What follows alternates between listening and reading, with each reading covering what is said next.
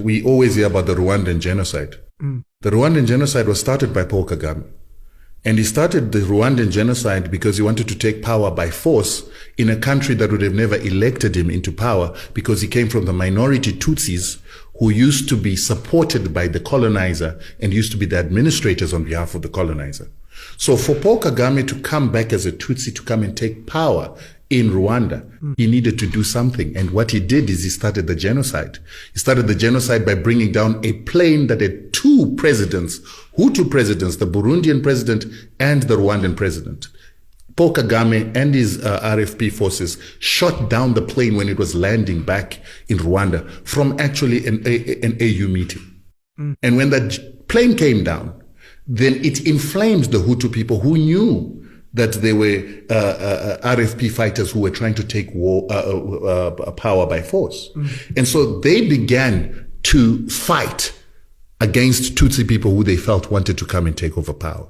While they were doing that, Paul Kagame himself sent his forces to murder his own Tutsi people on a whole-scale level to make it look like a genocide, so that he could then have his forces come into Rwanda and take over power militarily under the guise of stopping a genocide against Tutsis. These are all things that are factual. Well documented. Jeez. It is actually something that the International Court of Justice wanted to persecute him for, and then the Americans covered up for him and the French covered up for him so that it wouldn't come out. But Paul Kagame came into power by murdering his own people.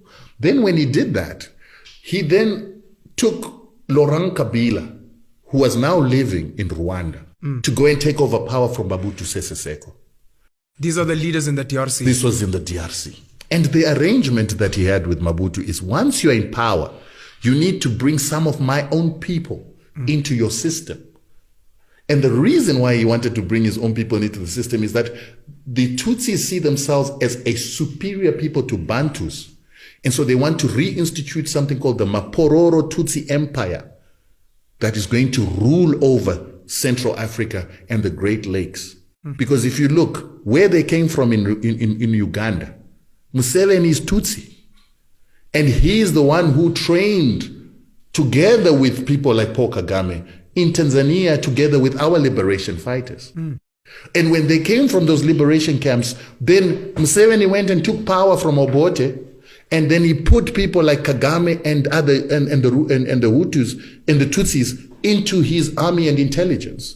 They then started murdering non-Tutsis who wanted power in Uganda, because they were majorities. And that's how Museveni becomes the president of Uganda as a Tutsi.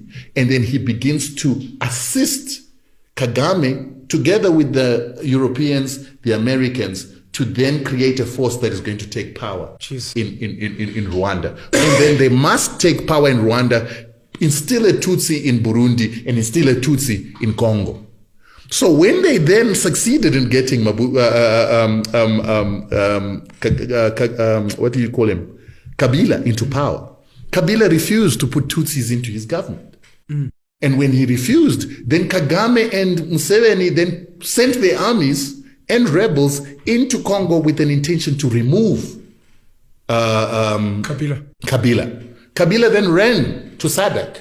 And that time SADC had an organ, or the military institution was called the organ, which was being headed by Mugabe. And he said, listen, they want to overthrow me. And he gave them the reasons why they want to overthrow. Mugabe sent a fact-finding mission that it consisted of Zambians, Namibians, Angolans, South Africans, and everybody from SADC region. And he realized that this was actually a problem. So they went to Uganda, they went to Rwanda, they couldn't find Museveni when they went to Uganda, they couldn't find Kagame when they went to Rwanda, but they got information that there was going to be an overthrow of Kabila, and then the UN was going to be forced to actually come